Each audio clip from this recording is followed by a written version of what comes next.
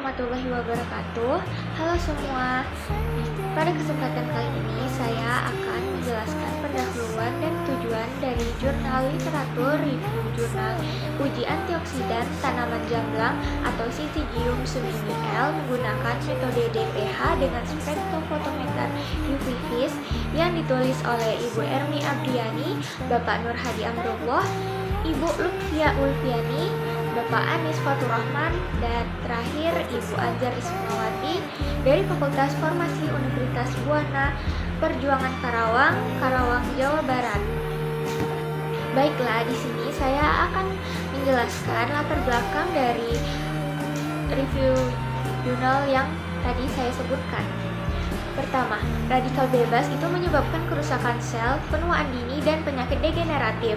Radikal bebas bisa berasal dari polusi, asap rokok, atau proses metabolisme tubuh. Kalau jumlahnya berlebihan, bisa merusak sel dan memicu berbagai penyakit. Yang kedua itu, tubuh membutuhkan antioksidan untuk menangkal radikal bebas. Karena tubuh memerlukan antioksidan yang mampu menetralkan efek dari radikal bebas agar sel tetap terlindungi. Dan yang ketiga itu adalah tanaman jamblang kaya akan senyawa flavonoid, polifenol, dan antosianin. Tanaman jamblang dikenal banyak mengandung senyawa bioaktif yang mempunyai kemampuan sebagai antioksidan alami. Senyawa yang keempat itu, senyawa bioaktif tersebut berperan penting dalam aktivitas antioksidan alami. Yang ketiga, senyawa itu bekerja dengan cara mendonorkan elektron untuk menetralkan radikal bebas sehingga bisa mencegah kerusakan sel. Dan yang terakhir atau kelima, uji aktivitas antioksidan dilakukan dengan metode DPPH menggunakan spektrofotometer UV vis. Metode DPPH dipilih karena sederhana, cepat, dan hasilnya akurat. Pengujian dilakukan dengan spektrofotometer UV vis untuk melihat kemampuan peredaman radikal bebas. Tujuan dari penelitian ini yang pertama, meninjau hasil penelitian tentang aktivitas antioksidan tanaman jamblang. Penelitian ini bertujuan untuk meninjau berbagai hasil penelitian sebelumnya yang membahas seberapa besar aktivitas antioksidan dari tanaman jamblang. Yang kedua itu untuk mengetahui nilai IC50 dari berbagai bagian tanaman jamblang. Selain itu, penelitian ini juga ingin mengetahui nilai IC50 dari setiap bagian tanaman seperti daun, biji, kulit, batang, dan buahnya. Dan yang ketiga itu membandingkan pengaruh jenis pelarut terhadap aktivitas antioksidan. Setiap penelitian biasanya menggunakan pelarut yang berbeda-beda. Jadi di sini juga dibandingkan bagaimana jenis pelarut seperti etanol, metanol, atau air mempengaruhi hasil uji antioksidan. Yang keempat itu untuk mengetahui potensi jamblang sebagai sumber antioksidan alami. Terakhir, penelitian ini ingin melihat seberapa besar potensi jamblang untuk dikembangkan sebagai sumber antioksidan alami yang bermanfaat bagi kesehatan. Perkenalkan, nama aku Anggurnata. Jadi metode yang dipakai pada penelitian ini adalah metode DPPH. Jadi dalam pengujian dikaji, sebagian besar penelitian terdahulu menggunakan metode DPPH 2,2 dipenil 1 pikrilhidrazil untuk mengukur aktivitas antioksidan. Prinsip metode DPPH ini adalah pengukuran kemampuan senyawa antioksidan dalam menetralkan radikal bebas DPPH yang berwarna ungu menjadi bentuk tereduksi yang berwarna kuning. Perubahan warna tersebut diukur menggunakan spektrofotometer UV vis pada panjang gelombang 517 nm dan hasilnya dinyatakan dalam nilai IC50, yaitu konsentrasi sampel yang mampu meredam 50% aktivitas radikal bebas. Semakin kecil nilai IC, semakin kuat aktivitas antioksidannya. Metode ini dipilih karena sederhana, cepat, sensitif, dan efektif untuk menilai potensi antioksidan baik dari ekstrak maupun senyawa murni yang berasal dari tanaman jamblang. Baik, selanjutnya nama saya Rahmat. Di sini saya akan membahas tentang hasil dan pembahasan.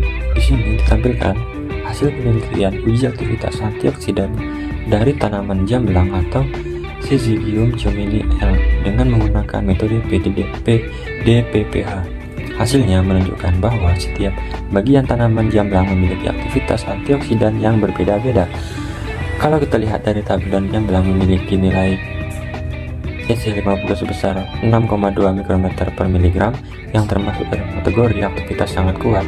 Lalu biji yang punya nilai 8,4 mikrometer per miligram dikategorikan sebagai aktivitas tinggi, sedangkan kulit batang yang memiliki nilai 10,5 mikrometer per miligram yang menunjukkan aktivitas sedang. Dari hasil ini kita bisa simpulkan bahwa bagian daun jamblang memiliki potensi antioksidan paling tinggi dibandingkan dengan yang lain.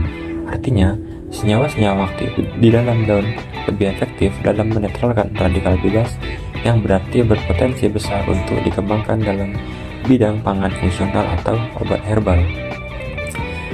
Nah, jadi pada metode uji antioksidan khususnya menggunakan metode DPPH, metode DPPH ini bekerja dengan dua mekanisme utama, yaitu transfer elektron atau IT dan transfer atom hidrogen atau HAT.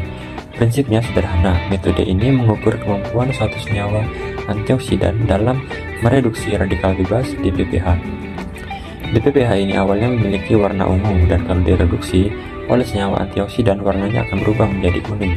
Untuk mengukur sejauh mana proses itu terjadi, digunakan alat spektrofotometer UV phase pada panjang gelombang 517 nanometer, dan jadi semakin besar perubahan absorbansi yang terdeteksi, berarti kemampuan antioksidannya juga semakin tinggi.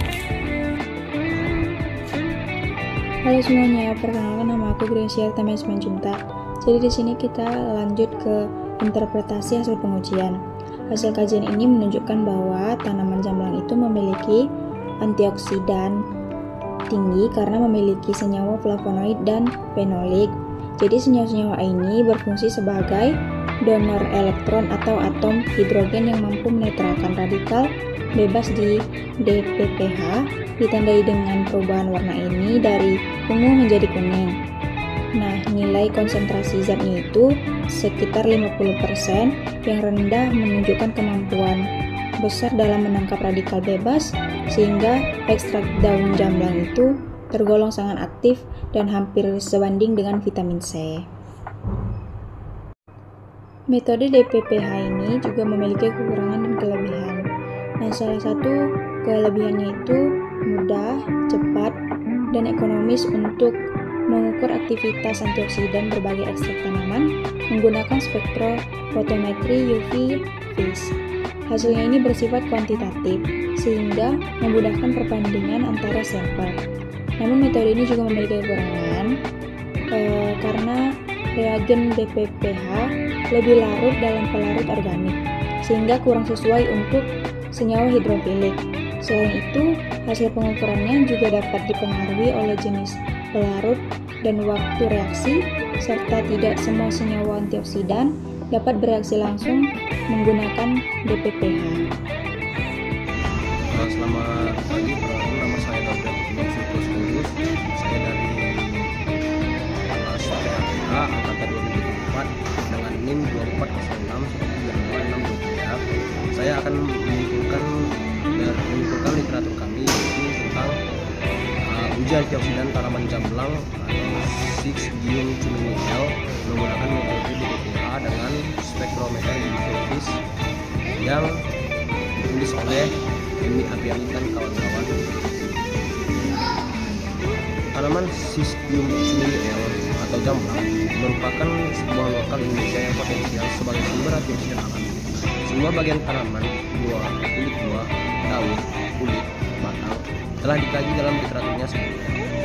Review ini mensintesis hasil-hasil studi hingga tahun 2022 yang menggunakan metode radikal bebas atau DPPH dengan 1,1 dikpenil 2 pikrylhydrazil dengan spektrofometer UV phase sebagai alat ukur aktivitas antioksidan.